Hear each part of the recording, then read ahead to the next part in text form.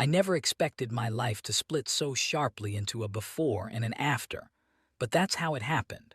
Before, the quiet, predictable days of a retired woman living in her only son's guest room.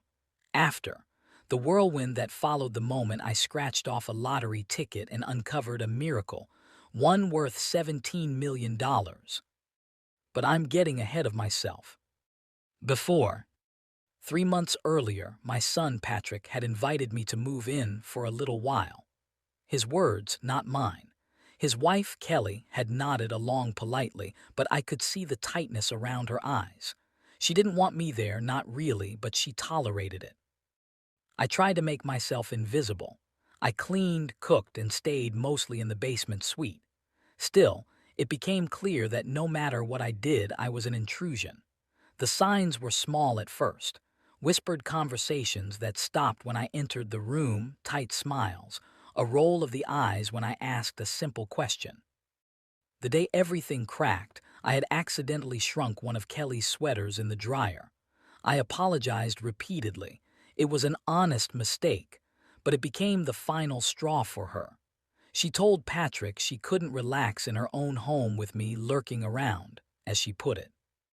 That afternoon, Patrick knocked on my basement door. "Mom," he said, "maybe it's time you find your own place again. This arrangement isn't working."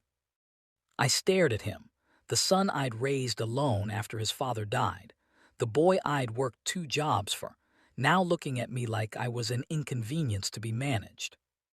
I moved out the next day, borrowing a fold-out couch at my friend Marjorie's tiny apartment.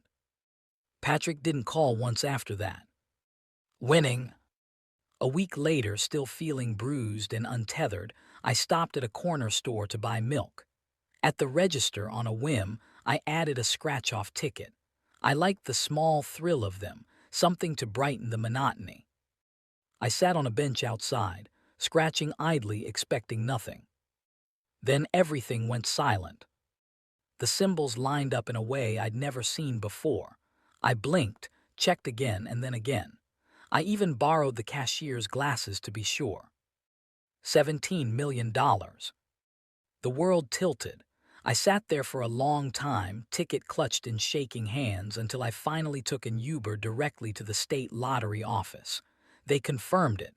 Paperwork was signed. A counselor talked to me about managing sudden wealth. I nodded through it all, dazed. I didn't tell Patrick. I didn't plan to. For the first time in years, I felt something like freedom. I didn't buy a mansion or diamonds or a private jet. I bought a cozy 2-bedroom house near the river and furnished it with warmth instead of extravagance. I set up a scholarship fund for low-income students at the school where I'd worked as a secretary. I paid off Marjorie's medical debt. For 2 weeks I lived quietly and peacefully. My phone barely rang except for Marjorie. Then on a Tuesday morning, everything changed again. The calls. My phone lit up with a number I recognized but hadn't seen in a long time. Patrick. I ignored it. A minute later it rang again, then again and again. By noon he had called 67 times. Finally a text arrived. "Mom, why you tell me you won the lottery? Call me now." So he'd found out. Lottery winnings were public record, and my name had been on the announcement. I wondered how long it had taken him to realize that the mother too burdensome to share his home now possessed more money than he'd earn in a lifetime. At call number 68, curiosity got the better of me. I answered. "Mom," he burst out, "I've been trying to reach you." "I noticed," I said. He launched into a breathless speech, how happy he was for me, how he'd been worried sick since I moved out, how he thought we should rebuild our relationship, how he regretted letting me leave, and finally, inevitably, how he and Kelly were struggling a bit financially and could use just a small loan. A loan. After throwing me out like an old coat. I felt something inside me settle, not anger, not even satisfaction, just clarity. "Patrick," I said gently, "do you remember the day you asked me to move out?" There was a pause. Mom, that was a misunderstanding. You know how Kelly gets. No, I said, I know how you get. He went silent. You threw me out, I continued calmly, because it was easier than standing up for me. Now you're calling because I have money. 67 times. His voice cracked. I'm your son.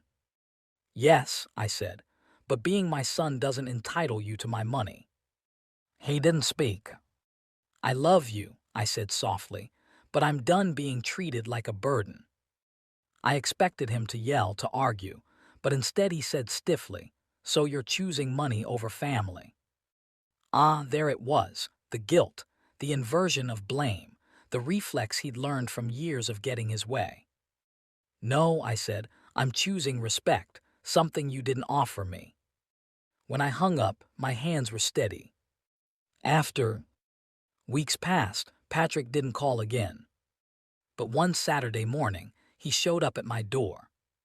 He stood there awkwardly, hands in pockets, eyes down, no Kelly with him.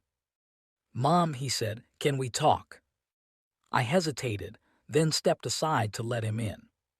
He told me he'd been ashamed, that he knew he'd treated me poorly, that Kelly had pushed him but that he'd chosen to go along with it, that when he saw the lottery announcement, he felt not excitement but guilt, because he realized the last thing he'd ever said to me before I moved out was, maybe it's time you find your own place.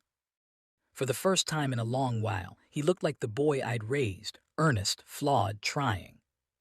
I don't want your money, he said finally. I just want to fix things. I studied him carefully. His shoulders were slumped, his voice small. It didn't feel like a performance. Then let's start there, I said, with honesty, not expectations. We talked for hours. I didn't write him a check. I didn't offer, he didn't ask. And for the first time in years, we began to rebuild, slowly, cautiously, like learning to walk again after an injury. Maybe it would last, maybe it wouldn't. But it was real. And that, I realized, was worth far more than $17 million.